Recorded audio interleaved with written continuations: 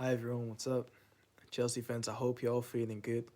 This is Xavier Mbuyamba, and you're listening to the Blue Day podcast. Enjoy. Chelsea,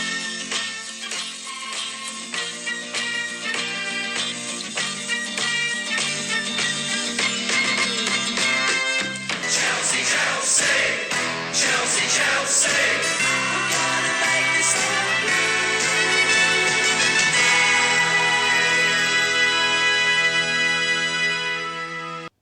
My fellow Chelsea supporters, welcome to the Blue Day podcast. And for Chelsea fans everywhere, every day is a blue day.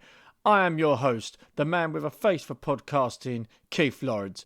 And how nice it feels on a Sunday morning to see your team win last night. On today's show, we are going to look back on last night's derby victory over Fulham, whereby we hear from Frank Lampard and Mason Mount. We also return with a rare On This Day segment back in 2009.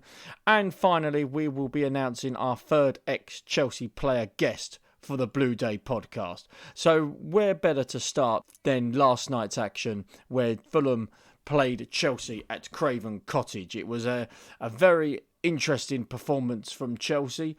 A 1-0 victory, a scrappy 1-0 victory, courtesy of Mason Mount's second half goal. For those of you that were aware, we did the watch-along on the Blue Day Podcast YouTube channel. And for those that have not seen us yet on our YouTube channel with the watch-alongs, please come and join us. It is a lot of fun. We do enjoy it.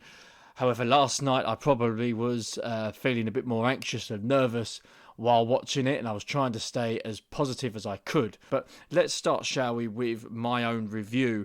If we start with the starting 11 that Chelsea put out, that Frank put out last night, he obviously played with a back four of Chilwell, Silva, Rudiger and Azpilicueta. He obviously had Reece James on the bench. I thought Silva and Rudiger as a partnership, I think, should flourish. I'll talk about that more later, but if we go through the midfield, a midfield of Mason Mount, Jorginho and Mateo Kovacic, and up front there was Pulisic, Giroud and Hakim Ziyech. Now, if I just start with Silva and Rudiger, it was interesting that Zuma did not play. Obviously, Frank mentioned pre-match that he wanted to freshen things up a little bit, which is the right thing to do. We are playing a lot of games between now and the next few weeks, so to freshen things up now would not be a bad idea. Silva and Rudiger. Rudiger's got a lot of experience. He's played in the Bundesliga, he's played in Serie A, so this isn't like a young kid on the block that hasn't played 30, 40 games in a season. And with Thiago Silva, the old warhorse, as I'd like to call him, he's been there, done it. I think that could be a very interesting partnership going forward if indeed Frank does see that as between now and the end of the season. In front of them was Jorginho and Kovacic, who always bothers me when they are starting together. I don't think they are strong enough as a midfield pairing. They do seem a little bit lightweight for me. But to have Mason Mount next to him, obviously Mason would provide that creativity. He would provide that little spark in midfield where I think Jorginho and Kovacic would not do that. And in front of them, obviously, you had Pulisic, Giroud and Hakim Ziyech. Now, I did mention last night on the watch-along that I think Christian Pulisic is still injured. I still don't think he's match fit. He's certainly not match fit. We haven't seen the best of Christian yet. I still believe that the injury he sustained in the FA Cup final against that horrible North London lot has still affected him, because he has not been the same player since. Hakim, for me, looks very, very lively at times. There are some moments where I think he should do a lot better. But so far this season, I will give him a free pass, and I will explain why later on when I talk about certain Chelsea supporters.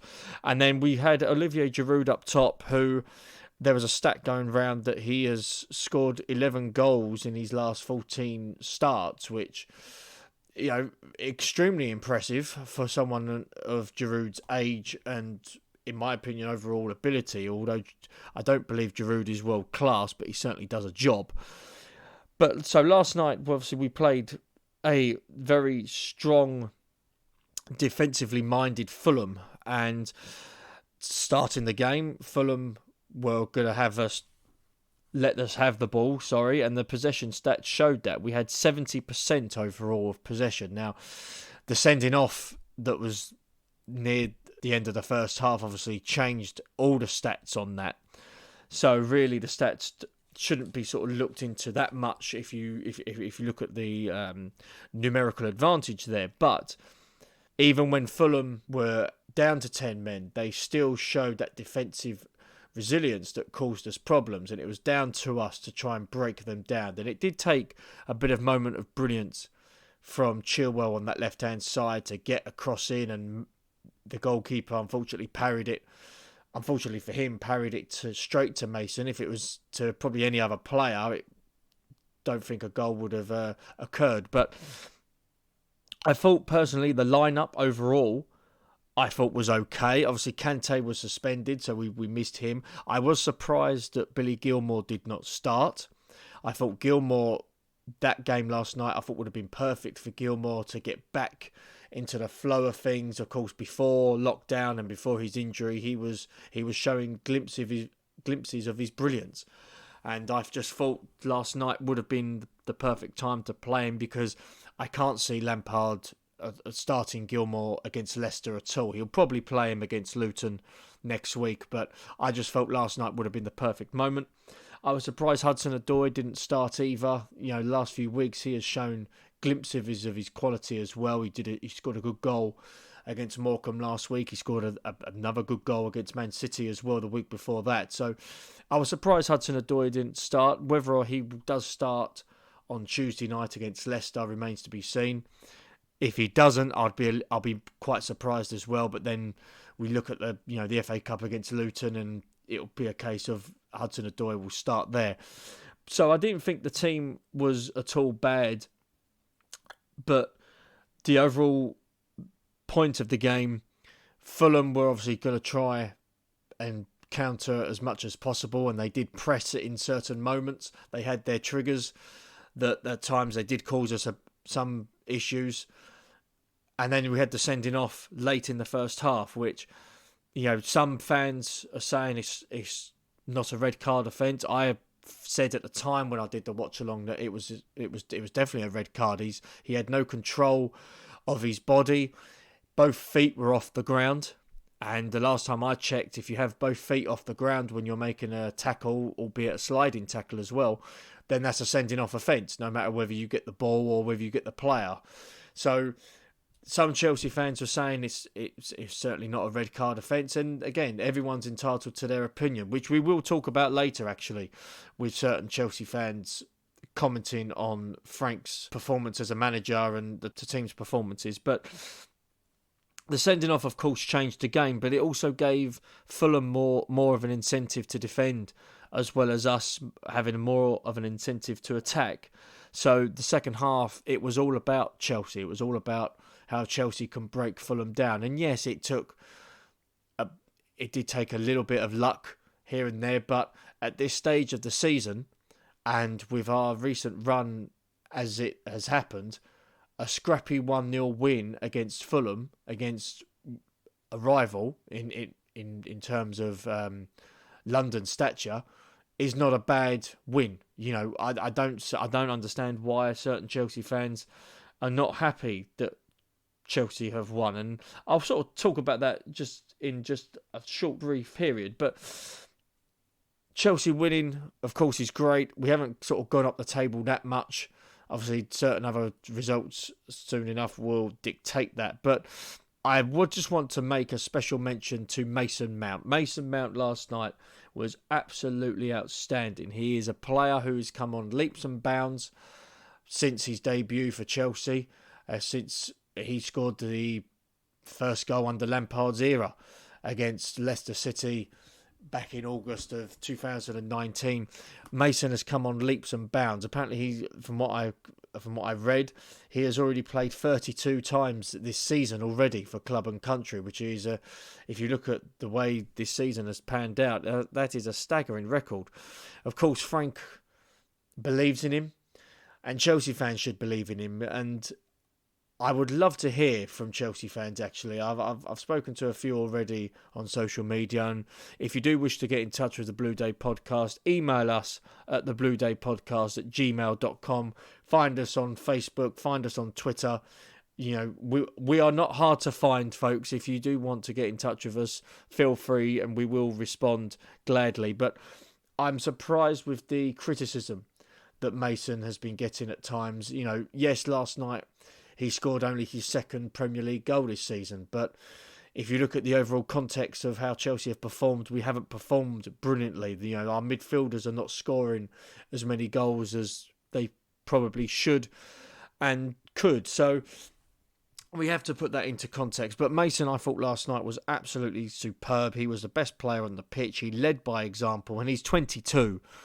And there are similarities between him and Frank, and I do feel that Mason is the heir apparent to Frank Lampard. I do feel that he will not potentially get 20 goals a season, but he's got the potential to score. He's got the potential to score a lot of goals. He's got the potential to assist more, and to be that creative spark in the middle of the park. And it would be fantastic to see him and Billy Gilmour play together and see how they develop as a Chelsea midfield pairing. But if you look at the substitutes that came on, obviously with Chelsea needing a goal, obviously late in the second half, Frank did put on some subs, and he put on Hudson-Odoi, he put on Tammy Abraham, he put on Timo Werner, and I thought the subs played a huge factor. Hudson-Odoi I thought was outstanding in the second half when he came on. He looked lively. And yes, you may look at the opposition. Did they look tired? Yes, they did. They looked tired as the game wore on, but that suited Chelsea. And I don't know why, again, certain Chelsea fans are sort of making excuses that, Fulham were tired and, Fulham are a relegation team. Let's just look at the positives here. Hudson-Odoi played very well again yesterday.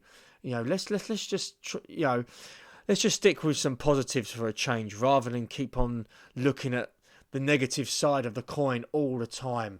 Hudson-Odoi came on and made an impact. Tammy came on. Yes, he might not have been effective, Tammy, but he certainly looked lively off the ball. And Timo Werner, he came on. His first touch is still very, very poor for someone of his ability. Whether or not, again, it's a case of him still trying to find his feet in this league, I don't know. But he obviously had that chance late in the second half that would have wrapped the game up. And if he scored that, then the whole pressure possibly would be lifted off him. But he failed to hit the target, and it was a pretty shit miss. But it will come for Timo, it will definitely come for Timo. He's at the right age. He hasn't reached his prime yet. So we will hopefully see the best of Timo. There is a fantastic striker in there. We just have to keep supporting him through the tough times. And it is important that Frank shows that support to him, because what do you expect Frank to do? Timo isn't scoring, you expect Frank to drop Timo. Well, he's dropped Timo for certain games. Do you just expect Timo to rot in the reserves? Do you expect Timo to, not play at all because he's not taking his chances? He needs the game time to get the chances for him to hopefully score. So with Timo on the pitch, the longer he's on the pitch, the better it will be for him. And the same goes for Kai Havertz as well. The longer he plays, the more he plays as well, the better it will be for both of them. So some people were comparing Havertz and Werner to Ballack and Shevchenko. The fact that their first season, both players back in 2006-2007 season, didn't light up Chelsea. They were brought in to make Chelsea better, and they didn't the first season. People are comparing them to that, and we shouldn't do that. Again, Ballack and Shevchenko were in the prime of their careers. Timo Werner and Kai Havertz are not. They're still young men. So we need to put that into consideration. But I just want to briefly mention certain Chelsea supporters. And this morning I was on social media. I was sort of making notes for today's show, and I was looking on Facebook and Twitter, and I'm just astounded by Chelsea fans complaining And again, I'm all for people having an opinion. This is why this podcast was created, for people to have opinions.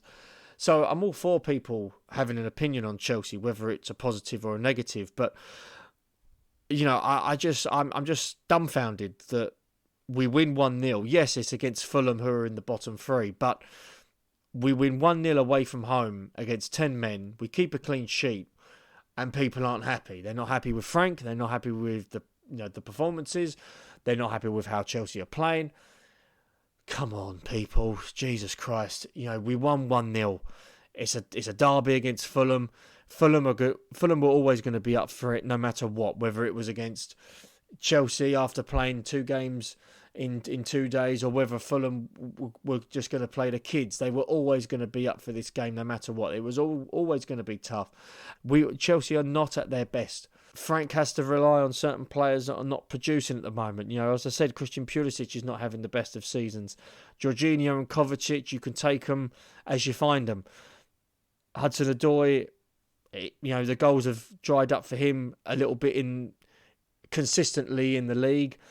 And we've already discussed about Werner and Havertz. So we're not Chelsea of old. So people are comparing this team to teams gone by. The teams under AVB, the teams under Scolari, the teams under Mourinho. It's wrong. It's completely wrong. This is a different Chelsea. We're looking at a more youthful, more vibrant Chelsea. We're trying to change things at this football club. We're not trying to be a team where we're going to look out to buy players in their prime, either on free transfers or for 30, 35 million. We're trying to buy youth. We're trying to buy players for the future. So we do need to take that into consideration. But I just want to urge Chelsea fans, yes, there are some that will be negative towards their club at all times, and that's fine. You can be that. That's not a problem. I've been critical of Chelsea. No one was probably more critical on Chelsea and more critical of Frank than after the defeat against Arsenal on Boxing Day. No one will be probably worse than I was that day. But we have to take things into consideration. We have to look at the facts as well. And yes, Chelsea didn't play perfect, but we won. And then the last time I checked, football is about winning. It's about winning, and then the performance comes second. It's second nature to win matches. And for Chelsea, in a big club mentality, we have to win at all costs. And to beat Fulham 1-0, I will take that all day long over a shit performance and we win 0-0. Because if we drew 0-0, people would still be negative. I don't get the negativity with winning 1-0. Yes, it was ugly, but it is not the end of the world. You don't win beautiful football week in, week out. Even Barcelona had to change their stance, and look where they are now. But we're going to move on from the negative codswallop that was certain Chelsea supporters' opinions from yesterday, and we're going to hear from Super Frank, the boss, and the best player on the park from last night, Mason Mount. These are their thoughts on last night's game. Frank, you mentioned the word personality pre-match. Did you get that here this evening? Yeah, not an easy game. Fulham were playing well. Thought they deserved maybe win at Tottenham in the week. Played against Liverpool here, could have got a win. Well organised, not conceding, threat on the counter-attack and in attack. So it was a tough game anyway for us. I thought we handled the first half pretty well. Got a little bit sloppy at the end of the first half. And then the challenge in the second half was to break 10 men down, who are organised and are going to try and stop you.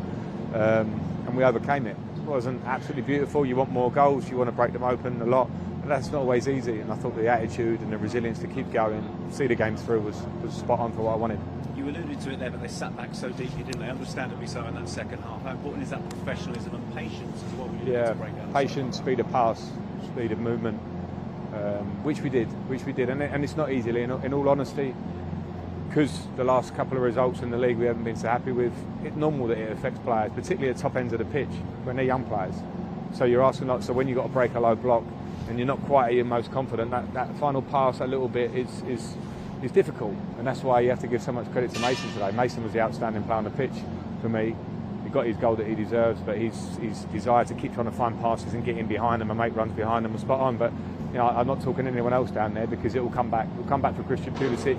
We're waiting for a goal from Christian. He's getting so close. You can see that sort of thing's coming. Tammy's young. Timo comes on, has a great chance. that doesn't go in, but you see he's speeding where we want to get him on the pitch. So those things will come, and tonight was a really good start, hopefully, for us. You took the words out of my mouth when I was going to ask about Mason Mount, because he got his goal, but he was outstanding and he covered every blade of grass today. Yeah, he was sharp, he was quality, put his foot in, put him deeper when I wanted to get more attacking players on the pitch, and he played that role. And even from there he can get forward and get his chance. So absolutely outstanding. Young, 22 the other day, Mason. And people want to look at our team and maybe start to analyse every player in it. And you go, we've got a lot of young players in our team that are going to take time, going to take work. Mason's 22 now. I know. I came to this club at about 22-ish, and it wasn't easy. And Mason's doing things now at 22 that mean, well, it's going to be some player by the time he's 25, 26, and so are some of the others. He's 22. He's now played 32 games this season for club and country. I mean, if we could bottle his energy, we'd be doing all right, wouldn't we? He's a machine. He's a fitness machine. He applies himself every day in training. His quality is great. And I feel that the Chelsea faithful everywhere now really sort of understanding the quality of Mason as a player, and what he gives to this team and how much he cares, and more importantly the talent that he has to be a big player for us. As I say, he just turned 22, so much more to come. It's a quick turnaround, isn't it, once again, before you travel to Leicester on Tuesday? What's the plan between now and then? We're in tomorrow. Players who played will rest. Players who didn't play, and the bench were great today. The support from the bench you could feel and hear around me, that makes me really happy when it feels like a united squad like that. People shouting, people cajoling. They'll train tomorrow. We'll prepare for Leicester. Really tough match on the road, but off the back of this we have to try and continue. First of all, huge congratulations. How big a win was that today? Yeah, very big. I mean, we all know the difficult period it's been. We've been going through a tough time, and that happens in football. It's up and down. But tonight, I'd say it started last game, the FA Cup game. We start from there. We go into the game with a mentality that we want to win and get back on track. We did that, and now we come here tonight with the same mentality of getting better and doing more. And we did that tonight. We stuck in there. It's always difficult against a team that sits back and has five at the back and doesn't give many chances away. It's difficult, and you've got to break them down. You've got to stay patient, and I thought we did that throughout the whole game. And obviously we come away with the 3 points, so that's the main thing. The manager used the word personality pre-match. How important was that, and the professionalism, especially going up against 10 minutes? You mentioned that second half. Yeah, personality, character, togetherness. I think we showed that throughout the whole game, and that's what we need to get back to. Yeah, the gaffer is right. He spoke to us before the game and said, look, it's going to be a difficult game, and you need to show everyone what you're about, and keep going. If someone gives it away, you congratulate them. You say, come on, get it back again, and that's what we did throughout. And I feel like we can't get carried away, but we're getting back to where we was before, and now we look on to the next game. 2 in a week for you. Is that an element of your game you're looking to add more to now? Yeah, I've turned 22 and now I've got 2, so it's been a good week for me. Obviously, you know me, I want to score as many goals as I can, so to only have 1 for the season up to only recently was something that I really looked at, and I haven't been getting in the box as much as I did last season, and that statistics show that. That's what I've looked at, and tried to just really focus on that and get forward and make the box, because when I do, you have a chance to score, and more often than not it does kind of fall to me sometimes. So I should have had 2 tonight. I should have had 2 because hard on myself. I should have scored the first one, but yeah, obviously very happy to come away with a goal. You mentioned that first half chance coming back off the bar. Incredibly, it's the 10th time we've hit the woodwork this season. It really is a game. It's a cliche thing to say, but fine margins. Yeah, I think it's my 3rd time. Everton, then at Arsenal, then tonight. So it's my 3rd time I've hit the post or the bar, and eventually they start going in. So yeah, it went in tonight, so I was happy with that. Whilst we're talking numbers, this was your 32nd game of the season for club and country. It's an incredible stat, but you don't seem to be able to let your levels drop at all. No, it's I really kind of think that's a positive in my game, and I want to play every game. I want to give everything. That's what I'm about. So 32nd already, that's a lot. That I'm going to hit 50 definitely, hopefully this season. So keep going, and I think most importantly it's the team, it's us together, winning games, staying really together as a team, because that's what we've been through the last couple of weeks. Has been tough, and we need to stick together, and hopefully we all keep getting results like this, because it's really a positive result. Another game round the corner. Go to Leicester on Tuesday. It's a quick turnaround, isn't it? I mean, how do you prepare for a game in such a short space of time? Yeah, I mean, we've kind of used to that this season. Recently, we've had a bit more of a spread out fixtures, and kind of helps with recovery and that. But when you're not winning games, it goes the opposite way. So quick turnaround. We've won tonight. Can't get carried away. Now we look at Leicester on Tuesday, and it's going to be a very tough game.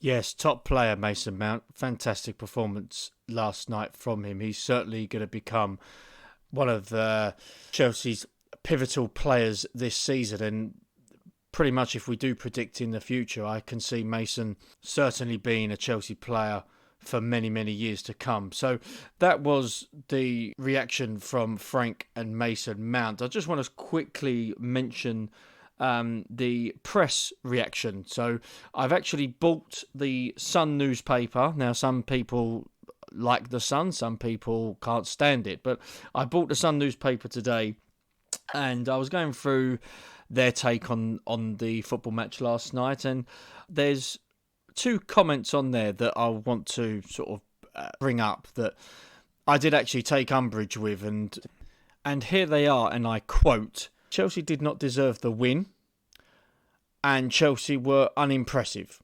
Now, I don't know what game he saw. I know certain Chelsea fans who I've already spoken to today, in fact, feel that Chelsea were crap, and Chelsea's performances over the last few weeks and, in fact, months have been shit. But Chelsea did deserve the win last night. We did deserve the win. Even when we played against 11 men of Fulham, we deserved the win. I thought we played better football than Fulham. You have to look at the facts here. We're up against a side that are battling for points. Apparently, they were unbeaten in 6 Premier League games. They've drawn 6 in a row, so they're picking up points. They were a tough cookie to crack, and we managed to beat them. And overall, we had fantastic efforts on goal. The likes of Mason hit the bar. Hakim Ziyech had a good chance. Olivier Giroud had a good chance. Antonio Rudiger had a good effort in the first half that the goalkeeper saved. And obviously Timo Werner with his effort that went horribly wide. But Chelsea did deserve the win. So I completely disagree with the Sun's reporter on that. And Chelsea unimpressive? Yes, they were unimpressive. But how many times have you seen the sides that are at the top level, that are a complete side? How many times have you seen them win ugly? So at this stage of the season, it doesn't matter how you perform. It matters about getting the 3 points. And Chelsea did that. So we can now move on from this and look forward to the games coming up. We've got Leicester on Tuesday. We have Luton in the FA Cup. And we have Wolves in the Premier League as well. So hopefully we will get a bit of revenge on the Wolves at the moment, because they are at this moment in time struggling for results. But we have Leicester coming up on Tuesday. Who do you feel should start? Who do you believe deserves a starting position for that game against Leicester City on Tuesday night? If you want to get in touch with us, again, contact us on Twitter at the Blue Day Podcast, or get in touch with us via email. It is the Blue Day Podcast at gmail.com. It would be great to hear your feedback, and it'd be great to hear your views on Chelsea's performance against Fulham from last night. So now I'd like to move on with a segment that myself and my co-host did a few months ago, actually, when we started off this podcast venture. We actually went through the archives. We was going through the archives of classic Chelsea matches from years gone by, and I felt for today to get a bit of a positive vibe back into Chelsea, and I thought this particular game merited that, considering who scored the late winner for Chelsea, and the fact that if you're actually missing, like myself, if you're missing crowds support at football, because it's not nice now watching football and there's no crowd there. Yes, Sky and BT can have that audio crap of supporters, and it's certainly not the same. So I decided for today's episode as well to go back through the archive. So we have a significant match from Chelsea's history, and this one is from the 2008-2009 season, and it was on this day, on the 17th of January 2009, Chelsea played host to Stoke City. It was Stoke City's first season in the Premier League. It was their first season back in the top flight after many years in the lower leagues, and Chelsea were on a bit of a dampener, pretty much like we are now. The week before this particular game, we got spanked by Manchester United at Old Trafford, and this was a game where a lot of talk was surrounding the manager at the time, very similar to what's happening at the moment with Luis Felipe Scolari, and he had a bit of a falling out with certain players, and this was a massive game for Chelsea's quest to not probably win the league, because Liverpool and Manchester United were extremely good that season, but we were looking to try and stay in the Champions League places. And I just was looking back on the research and looking at this team that Luis Felipe Scolari had in the side, and this was the squad that he went for that game against Stoke City. He had Petr Cech in goal, a back four of Jose Bosingwa, Alex, Ricardo Carvalho and Ashley Cole. John Terry injured himself in the warm-up, which is why he wasn't involved. A midfield three of John Obi Mikel, Michael Ballack and Frank Lampard. And a front three of Salomon Kalou, Florian Malouda and Nicolas Anelka. The subs for this game was Carlo Cudicini, Branislav Ivanovic, Michael Mancian, Giuliano Belletti, Gael Kakuta, Miroslav Stoch and Franco Di Santo. So here now is the audio highlights of this match. The commentary comes from Simon Brotherton of the BBC. Chelsea's win at Stoke in September formed part of a golden autumn. Last week's drubbing at Old Trafford fits into an increasingly turbulent winter. Stay and play because you want to, or go, says the manager. A message applying to everyone, though some may have more to ponder than others. Didier Drogba is left out for the second match in a row and doesn't even get a place on the bench. John Terry injured himself in the warm-up and has been replaced by Alex. Ricardo Carvalho and Florian Malouda both return, and Joe Cole will be out for the rest of the season after having an operation this morning for a ruptured cruciate ligament. As expected, Stoke City give a debut to striker James Beattie, signed during the week from Sheffield United. He's scored half a dozen Premier League goals against Chelsea over the years. The man to make way, record signing Dave Kitson, who's yet to score for the club.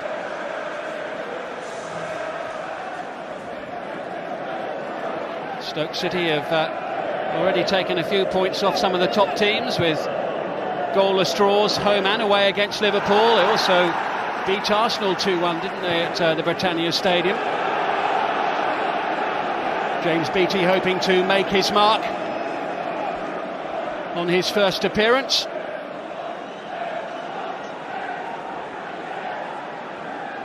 Rory Delap didn't play in the reverse fixture. And there's a touch of the Dean Windasses about Chelsea's approach, because Florian Malouda is standing right in front of the touchline there. Oh, and Alex heads it straight towards his own goal and very nearly into the back of the net. They may have been working on it on the training ground. I think they'll be working on it once again come Monday morning. What a nervy start for Chelsea. Stoke City putting some pressure on inside the first 2 minutes of the game, and Cech doesn't get there. Two balls in the air and twice Chelsea do not deal with it. That time, coming up from the back, it was Abdoulaye Faye, the captain of Stoke City. There's Faye, he's behind Alex once again and gets to the ball. Anelka. Looked like a handball there by Faye. Referee happy for the game to go on. Here's Anelka. Shrugging off Whelan. Ballack down from the tackle by Ryan Shawcross. Stoke's players clearly feeling that one or two decisions aren't going their way here.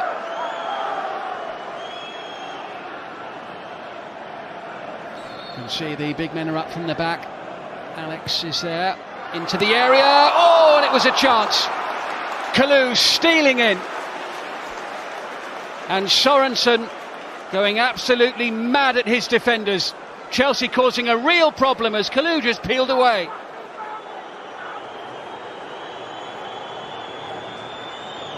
Ballack, neat little 1-2, good play. Is that a penalty? No, says Peter Walton. Kalou thought he was fouled there, and so did a good many others in the ground. But the man who matters thought not. Let's have a look at this one again as he goes into the penalty area. Difficult decision for the referee, perhaps. How much was he caught by the player?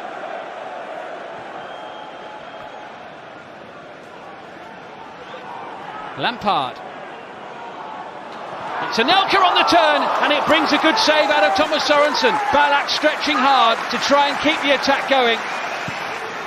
Excellent shot on the turn there by the Frenchman as the ball came through to him. Anelka swivelling and firing it in. And Sorensen clawing the ball away.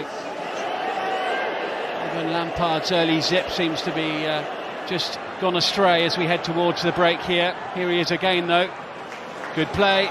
Malouda needs a good delivery. Here's Ashley Cole. Oh, and the deflection nearly took it in. Chelsea getting closer to a breakthrough. Ashley Cole without a goal since last March. Nearly had one there. Ashley Cole. Now Anelka. Didn't quite run for Lampard. Or almost didn't matter in the end. The last kick of the first half very nearly squirted past Sorensen and out of his grasp. Frank Lampard with the shot, and Sorensen was a lucky boy. Michael Ballack in towards Anelka. Chelsea just looking for an opening. Malouda, decent ball in. Ballack with a chance. Oh, what a great chance it was as well. Good play by Chelsea. Positive, patient approach play. And then Ballack puts the header wide. Wilkinson. Picking out James Beattie. Picking him out well. Just a little reminder to Chelsea there from Stoke City. The frustration is growing.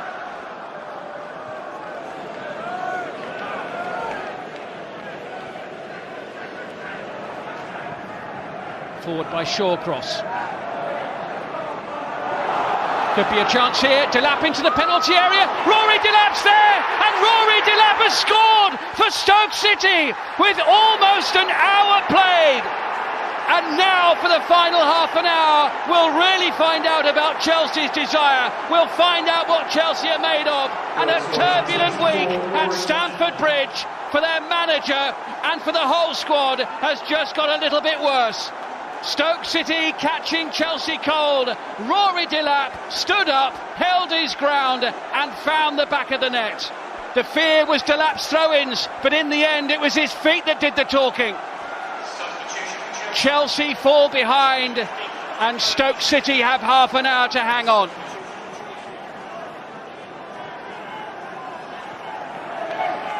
Fascinating final 25 minutes lying ahead of us here now. How will Chelsea respond? Can they find a way through? Do they have that little bit of something extra? It's Lampard! Oh, so close! Beautifully worked. And Chelsea extremely unlucky not to be level. Sometimes it's just not your week. Lampard beating Stoke's defence, did everything right. Just unfortunate not to find the back of the net.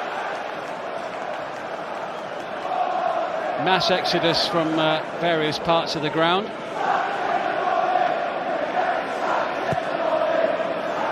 Sacked in the morning is the cry from a section of the crowd, or I'm sure it's from the Stoke City fans, who are rather enjoying their day out and are rubbing everybody's noses in it at the moment. It's been a long time since Stoke won away in the top division. They haven't won this one yet though. Anelka, Solomon Kalou, inside the final 3 minutes. Di Santo up for the header. Belletti's there, and Belletti digs Chelsea out of the hole they were in. What a relief for Scolari and his team. 88 minutes, and Giuliano Belletti on as a late substitute, gets the goal. Stoke City are finally pegged back. After all the possession and all the pressure, Chelsea finally squeeze one in. And Belletti pops up with the header past Thomas Sorensen. Something to cheer about at last. Deep into the second minute of 4 added. Kalou away from Wilkinson. Now Lampard. Oh, what a terrific ball! It's stuck inside the penalty area. The chance to win it, the block by Sorensen. Great play by Chelsea. Fine save. Well, those who've stayed to the bitter end of this game will be very glad they did. Beattie gets his foot on it. Lampard. He needs to dip into his little box of tricks again. That's Stock scampering on the right. Could be a chance. Oh, it's gone the wrong way. Now it's Anelka. Lampard. Oh, what a winner. What a time to get it. What a sickener for Stoke City. And what a story for Scolari and Chelsea. Boy, did they leave it light. Is this the day that turns their season around? And what a way for Frank Lampard to celebrate his 400th match in the blue shirt of Chelsea. There's the response that Scolari wanted from his team today. They played hard to the last, and finally they have their reward. But spare a thought for Stoke City, who've battled so hard, taken the lead and defended it so gamely. 3 big points are going Chelsea's way. There's barely time for the match to kick off again. I tell you what, just listening to that still gives me a bit of goosebumps. Not just because of obviously the late winner, but just just hearing the crowd reaction. I miss that. Really do miss that, especially with football. But obviously this COVID isn't going away anytime soon, folks. So we just got to be patient, because one day we will all be back at the bridge supporting our beloved Chelsea. So that was a On This Day segment from the 2008-2009 season, and we will be doing more of those between now and the end of the season. However, we are now approaching the end of the show for this week, but before I go, I would like to announce our third ex-Chelsea player guest that will be on the Blue Day podcast for an exclusive interview. Now, I love doing these, I will freely admit that, and if you're new to the Blue Day podcast and you're not aware of recent interviews that we have done, have a look through the archives, have a look on YouTube, have a look on iTunes. We have done 2 previous player interviews, ex-player interviews, where we've also interviewed the chairman of the Chelsea pitch owners as well to boot. We've had interviews with Sean Wright-Phillips and Chelsea royalty, Mr. Ron Chopper Harris. But today I am delighted to announce that our third ex-Chelsea player guest that will be appearing on the Blue Day podcast for the month of January is one Kevin Wilson, the former striker for Chelsea, who won 2 trophies for the club. He won the Second Division Championship and he also won the Full Members Cup. He will be on the Blue Day podcast this month for an exclusive interview that you will not want to miss. So please join me for that one. We will be announcing the particular date of this interview in the next week or so. So please look at our Facebook page. Keep having a look on our Instagram page as well for more information on the Blue Day podcast. We will be back during the week. We will have an episode midweek to review the Leicester City match that will be on Tuesday night. And we will be back for the Chelsea-Luton FA Cup game. Of course, feel free to find us on YouTube as well for our watch-alongs. We will be doing a watch-along for the Leicester City game and for the Luton Town game as well. So feel free to have a look at our YouTube channel for our match highlights as well on our YouTube page. Find us on Instagram. Find us on Twitter on the Blue Day podcast. Fellow Chelsea supporters, I have been Keith Lawrence. I hope you all stay safe and carefree.